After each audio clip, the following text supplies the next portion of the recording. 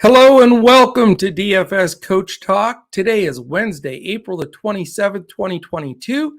I am Joe Sarvati, affectionately known as Coach, and we are here to talk about the stop on the PGA Tour this week. It is the Mexico Open.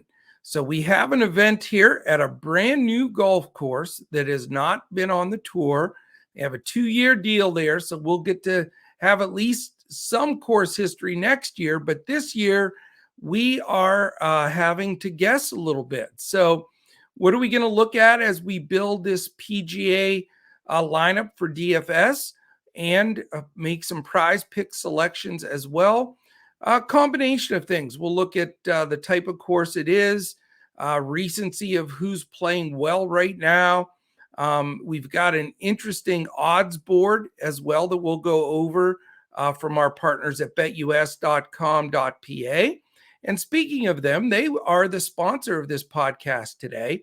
If you go to betus.com.pa, open an account there, and deposit them a minimum of $149 for your first deposit, you get 2 free months at DFS Coach Talk. That is $150 value in itself. Just hit us up at DFS Coach Talk on Twitter. Let us know that you've signed up at BetUS, and we will get you immediately in our Discord for those 2 months. All right, let's talk a little bit about this new course. It's a Greg Norman design, and it is at sea level. So it's a lot of times when we're talking about different courses in Mexico, they're in Mexico City or somewhere where there's high elevation and you're going to get a lot of ball carry. Not at all here. We're at sea level, and it is a 7,450 yard par 71. So it is very long, and you're not going to get a ton of carry. And there's also a ton of bunkers. There are over 100 bunkers spread out on this 18-hole course. So that is going to create some issues and challenges for this group as well. Now, it is, they've had to do a little work on it, and they've changed a few things up because it is a resort course. So it's not going to be as brutally difficult as, some of the courses that are just designed for the PGA events. And so, you're going to get some decent scoring as long as the weather stays well and the winds stay down, because the winds can kick up and create even a longer playing course for some of these guys. So a couple things as we're building this today.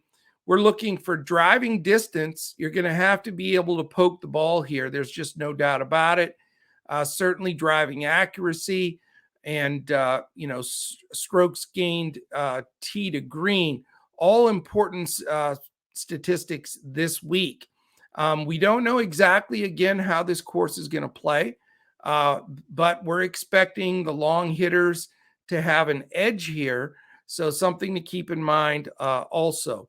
Another important category, as I mentioned, with over 100 bunkers, are going to be sand saves. A lot of these greens are protected by greenside bunkers that will create situations where people are going to have to get up and down.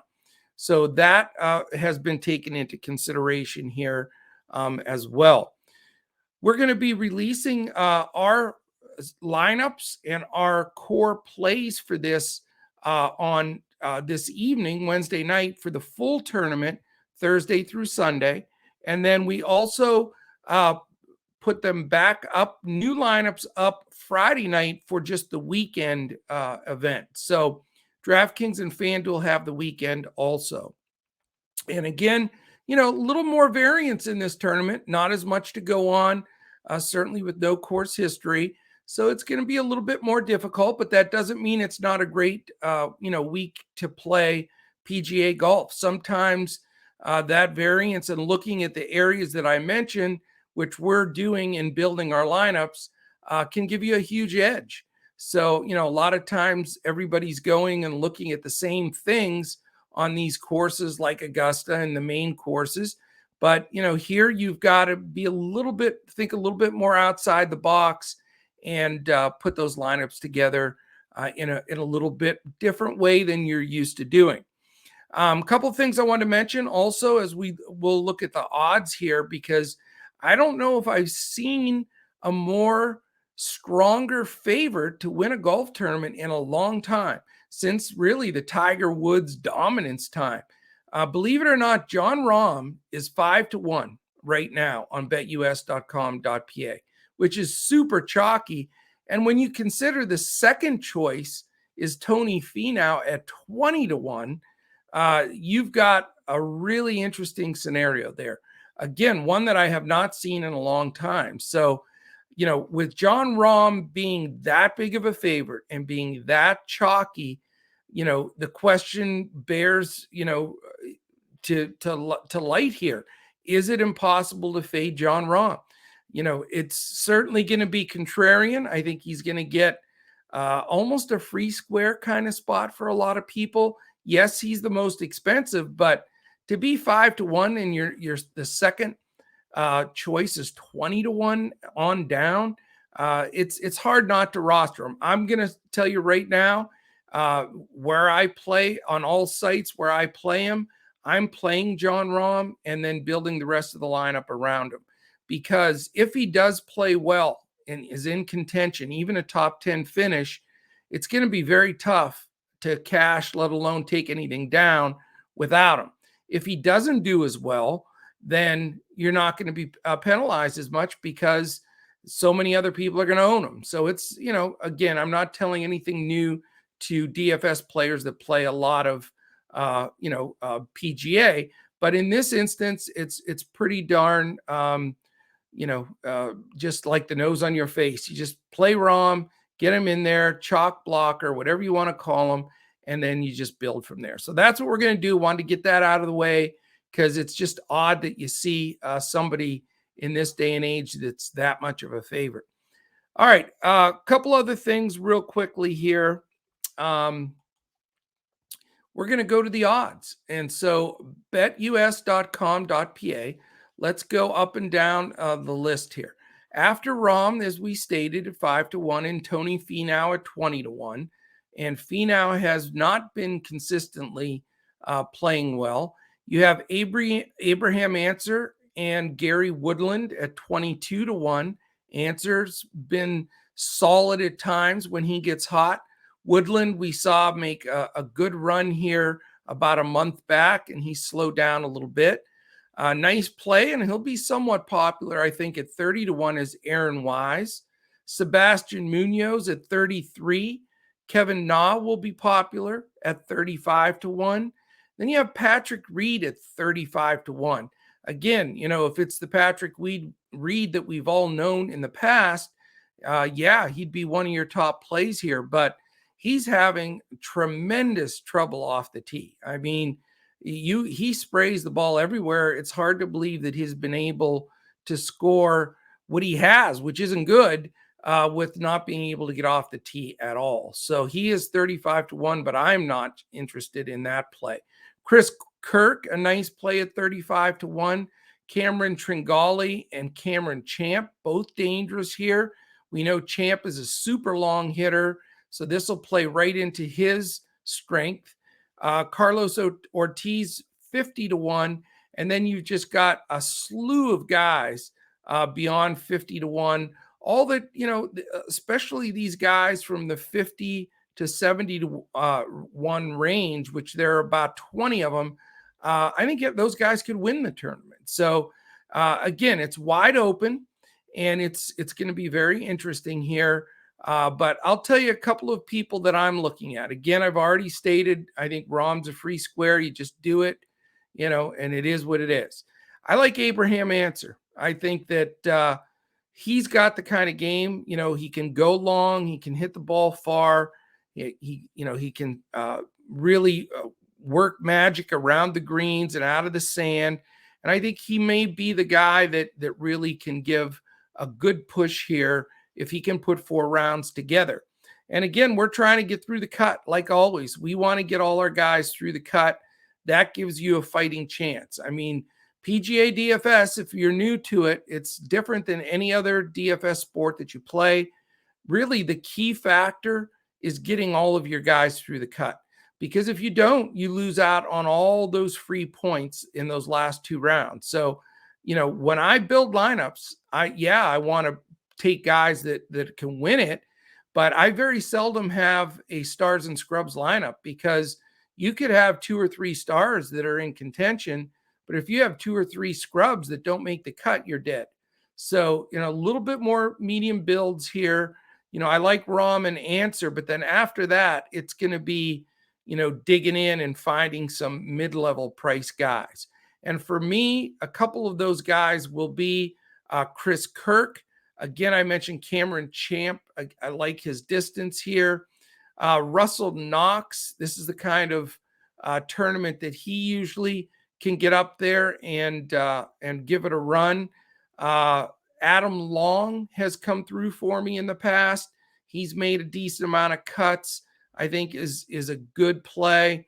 And then you have a couple of cheaper guys. Wyndham Clark, who played decently in that team competition last week. He comes in as a real long shot. Mr. Lahiri is a guy that I've played in the past. He's 90-1 to win this, but again, I'm looking for him to just be in somewhat contention, a top 20 finish. That would be lovely. So those are some guys that I'm looking at. Again, if you want to join us and check out all of our lineups, all of our prize picks plays for PGA, we have a free offer right now. It ends today. If you catch this podcast and you want to sign up, you get a full 5 days free. No, not even a penny. You get 5 days. You get all of everything we have to offer, all of our PGA, MLB, and NBA. We give full lineups out for FanDuel and for Yahoo. We give some core builds and clipboards out for DraftKings. And then, of course, a lot of additional prize picks plays. So go to Twitter, look us up at DFS Coach Talk, and you can jump right in. You'll sign up. You'll be in our Discord within a minute and can check out all of our information there. We would love to have you join us. And this is a great weekend, really, Wednesday, Thursday, Friday, Saturday, Sunday, to join in with Coach Talk. We're going to be watching the weather very closely.